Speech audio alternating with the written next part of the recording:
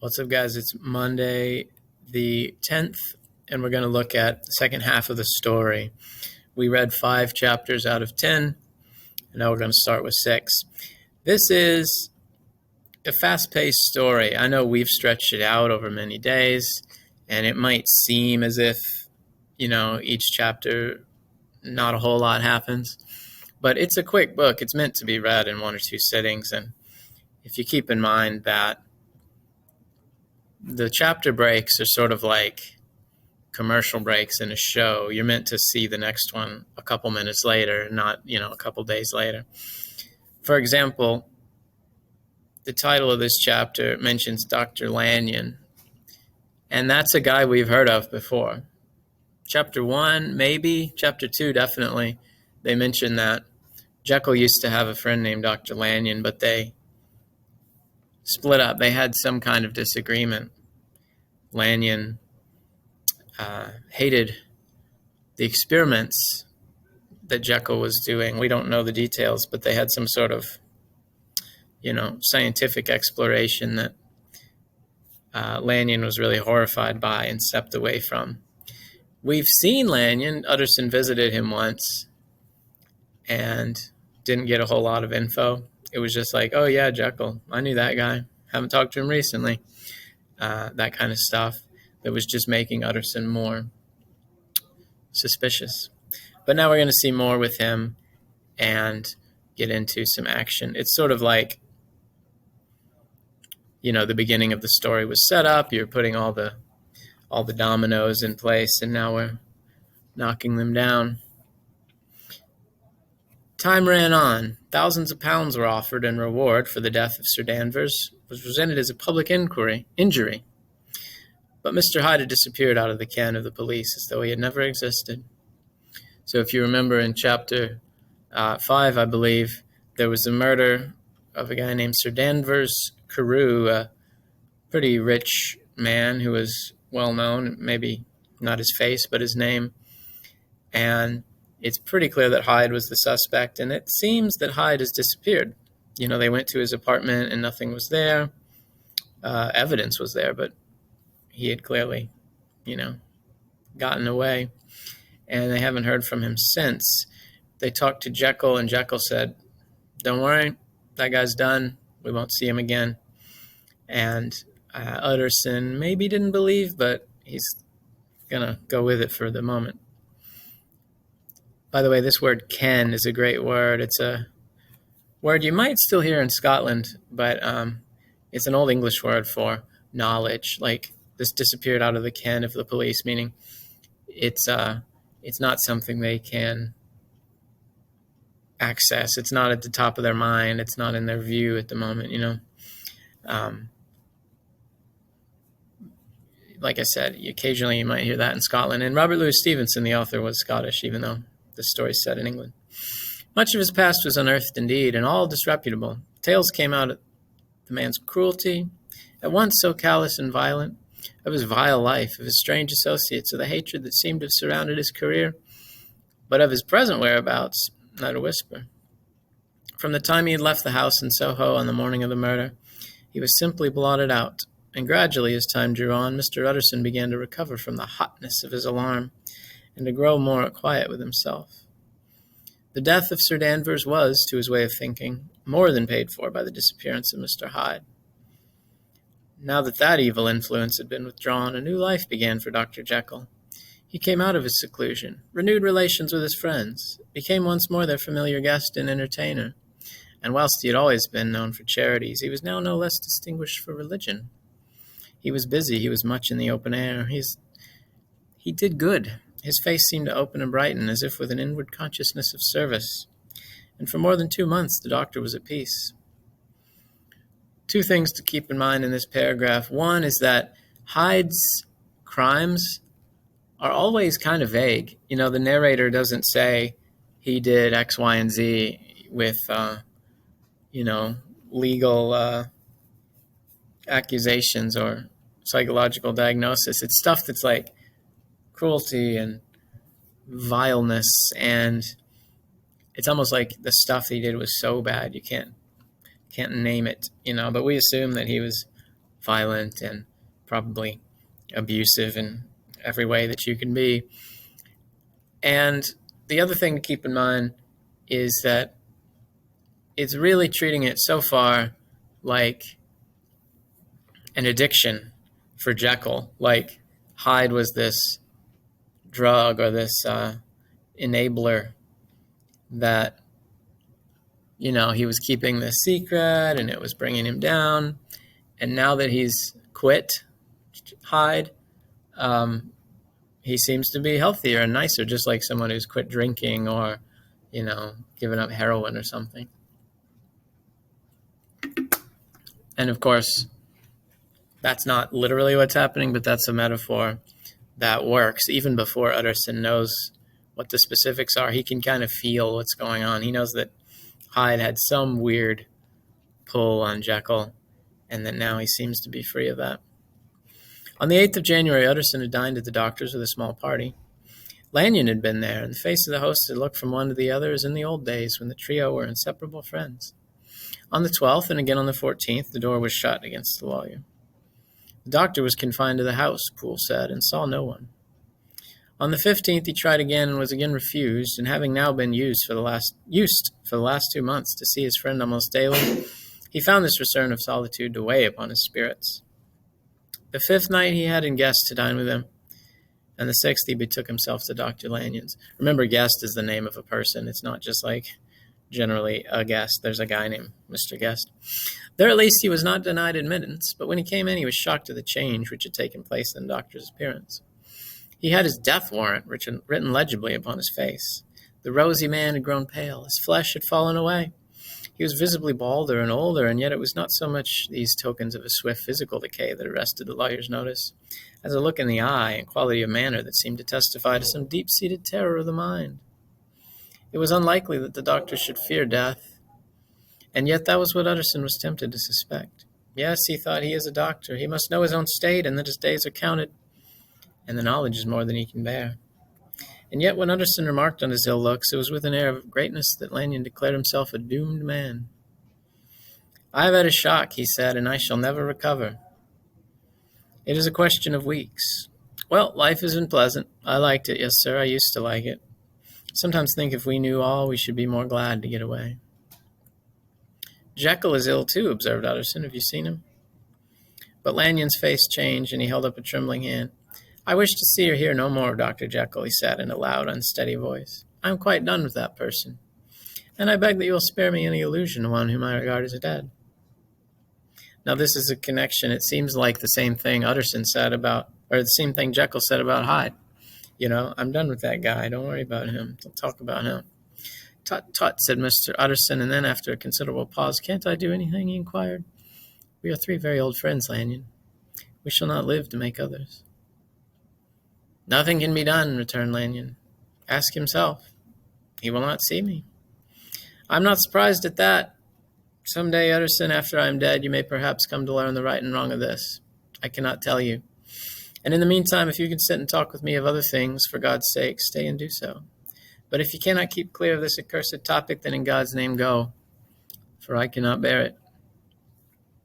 As soon as he got home, Utterson sat down and wrote to Jekyll, complaining of his exclusion from the house, and asking the cause of this unhappy break with Lanyon. And the next day brought him a long answer, often very pathetically worded, and sometimes darkly mysterious in drift. The quarrel with Lanyon was incurable. I do not blame our old friend, Jekyll wrote, but I share his view that we must never meet. I mean from henceforth to lead a life of extreme seclusion. You must not be surprised, nor must you doubt my friendship, if my door is often shut, even to you. You must suffer me to go my own dark way. I have brought on myself a punishment and a danger that I cannot name. If I am the chief of sinners, I am the chief of sufferers also. I could not think that this earth contained a place for sufferings and terrors so unmanning. And you can do but one thing, Utterson, to lighten this destiny, and that is to respect my silence. Utterson was amazed. The dark influence of Hyde had been withdrawn. The doctor had returned to his old tasks and amities. A week ago, the prospect had smiled with every promise of a cheerful and an honored age. And now in a moment, friendship and peace of mind and the whole tenor of his life were wrecked. So great and unprepared a change pointed to madness. But in view of Lanyon's manner and words, there must lie for it some deeper ground. It's like a relapse, it's like Jekyll had quit some addiction and been looking good. His color in his cheeks came back, and he was friendly with his, buds from the past. And then, boom, it's worse than ever. It is as if he, picked up the bottle again. Something brought him over the edge. They don't know, okay? They have zero clue. Maybe it could be a drug. Maybe he has some secret, for this society in the late 1800s. There could be,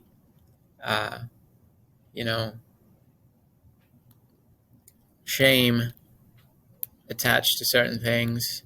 They're not saying any specifics, but in your mind of the reader, there could be ideas of like, oh, maybe Jekyll is gay and he's, unable to say it because that would be a crime. Or maybe Jekyll has some kind of, blackmail against him where people know his secret and they're threatening to put it out. And the psychological aspects of it might be more than the physical, that he's hurt by some sickness or some drug or whatever, but it's mostly just the worry that's burning him up. A week afterwards, Dr. Lanyon took to his bed, and in something less than a fortnight he was dead. The night after the funeral at which he had been sadly affected, Utterson locked the door of his business room, and sitting there by the light of a melancholy candle, drew out and set before him an envelope addressed by the hand and sealed with the seal of his dead friend. Private, for the hands of G.J. Utterson alone, and in case of his predecease, be destroyed unread. So this means, hey, here's a sealed envelope. It's for Utterson if I die before he does. But if he dies before I do, which means the predecease in that case, just destroy it. Don't worry about it. So it was emphatically superscribed, and the lawyer dreaded to behold the contents. I buried one friend today, he thought. What if this should cost me another?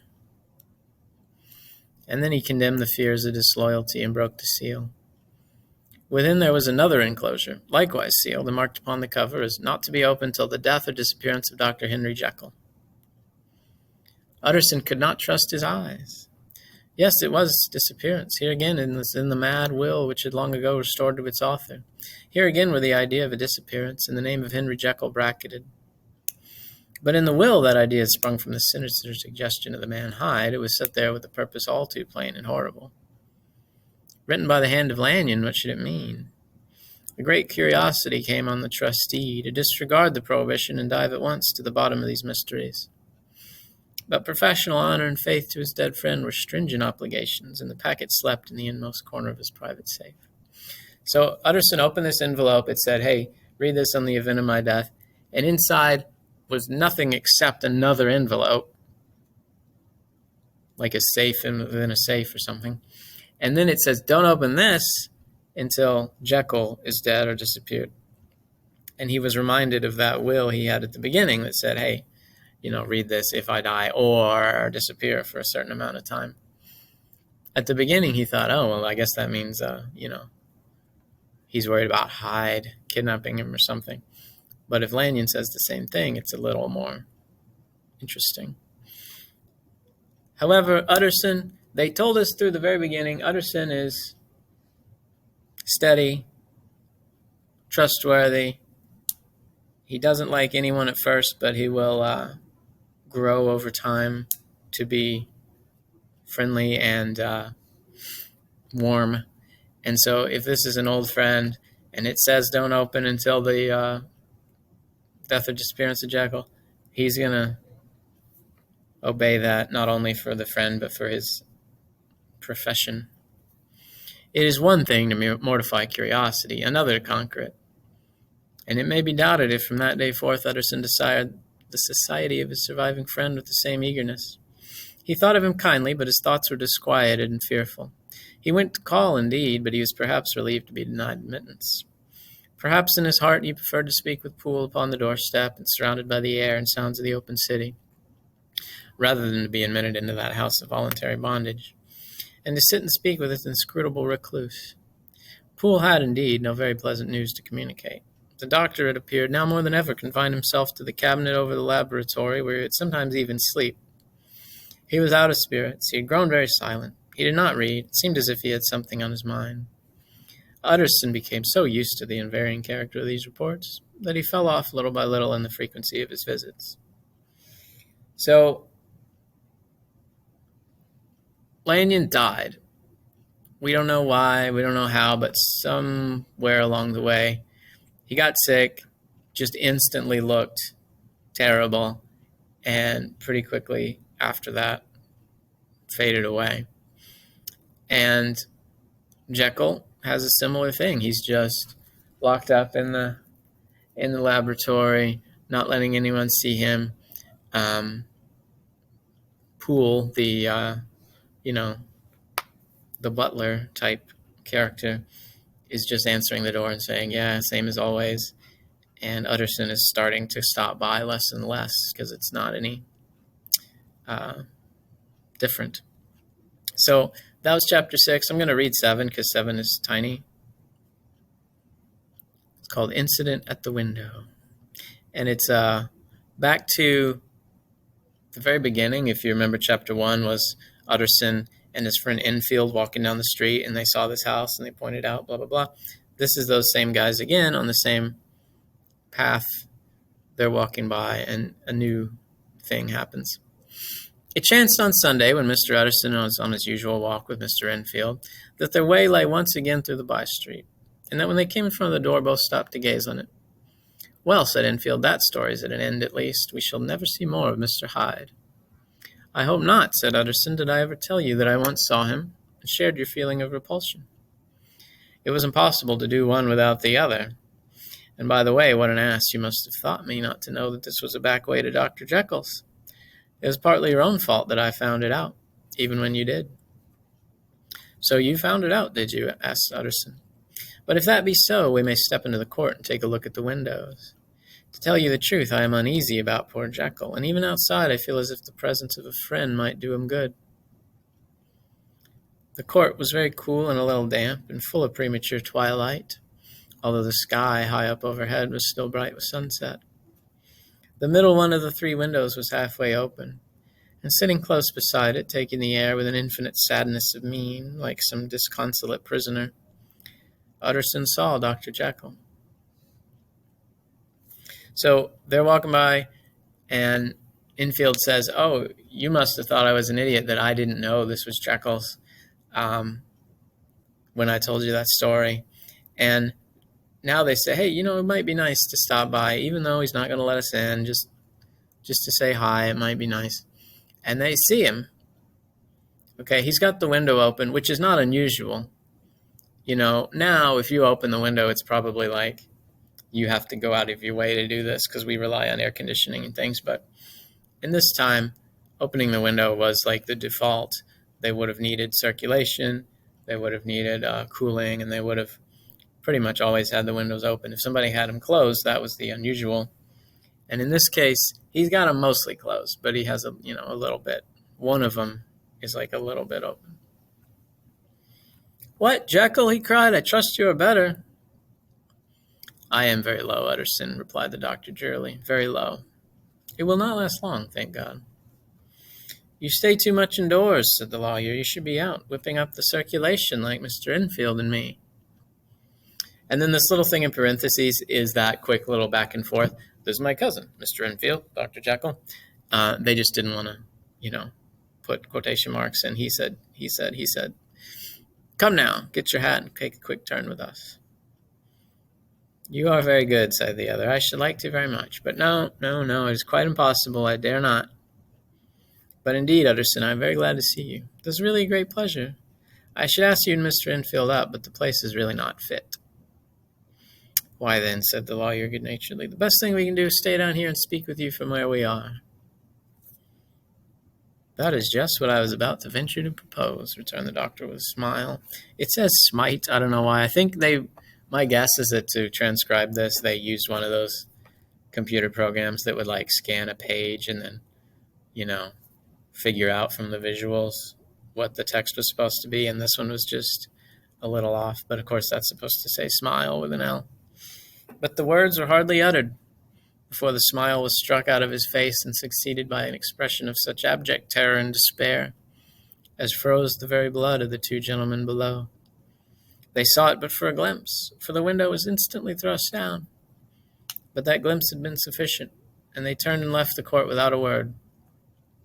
In silence, too, they traversed the by-street, and it was not until they had come into a neighboring thoroughfare, where even upon a Sunday there were still some stirrings of life, that Mr. Utterson at last turned and looked at his companion. They were both pale, and there was an answering horror in their eyes. God forgive us. God forgive us, said Mr. Utterson. But Mr. Infield only nodded his head very seriously and walked once more in silence. So, this is a tiny chapter, but I think it really does a lot. They see Jekyll, and he is like, no, I'm not going out. No, you can't come in. But sure, we'll stay here and talk for a minute through the window. And you could see that he's trying to be nice. Like, he's clearly, troubled by something. He's not fit for normal conversation. And I'm sure we've all felt this way once or twice where, somebody calls and you're like, no, I'm not going to go out to see you. No, I'm not going to let you come in. But yeah, we can talk on the phone or whatever. The problem is 2 seconds later, he is just overtaken by some kind of horror. They see a look on his face like, the cliche would be like he's seen a ghost. And he's just shuts the window down.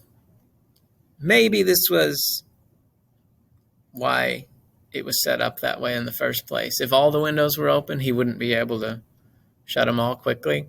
But if there's one that's halfway, maybe he knew that there was a chance he would have to slam it real quick. Maybe he knew that there was a danger of something coming into that room that he didn't want the outside world to see.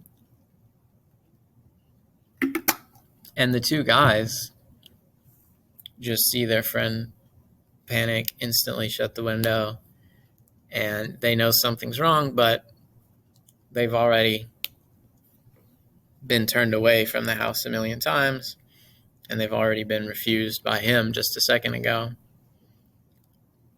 So they're not going to burst in or call the police or something. They just walk on, and they look at themselves like, yeah, clearly something's going wrong. I want to call your attention back to two things. One is at the beginning in chapter 1, they said that Utterson would do this sometimes, that he would make friends with somebody and just watch them like go downhill. Like if somebody was getting involved in drugs or getting involved in crime or getting involved in, like failing in their jobs or something, he would not intervene. And that the reason Utterson was so kind of connected with lots of people is because he didn't push back when they would go in the wrong path. And so this is kind of fitting in with that, is like, he's not bursting in the door. He's not calling the police. He's letting Jekyll do whatever crazy stuff he's doing. And that's a good narrator to have. You want your narrator to be observing the world. Just like Nick in The Great Gatsby, he doesn't like slap Gatsby and tell him to come to his senses. He just kind of watches the crazy stuff happen. The other thing I wanted to mention is that they say, just like a couple lines earlier, that, hey, did I ever tell you, when I saw Hyde, I freaked out. Yeah, of course you did. It's impossible to see Hyde without freaking out. And then they see Jekyll freak out. So that's not supposed to be like logically connected, but it's supposed to be in our minds, a little bit of foreshadowing that like, yeah, they just mentioned that, and now we see Jekyll panic. So maybe Hyde is involved somehow. And of course, Hyde is in the title, and we know he's going to be the key, I guess you could say, villain of the story. And of course, we probably know what's going on since we've seen versions of this story over the last century or century and a half. Anyway, this is a long video, but I want to get to my question for the day, my assignment, which is,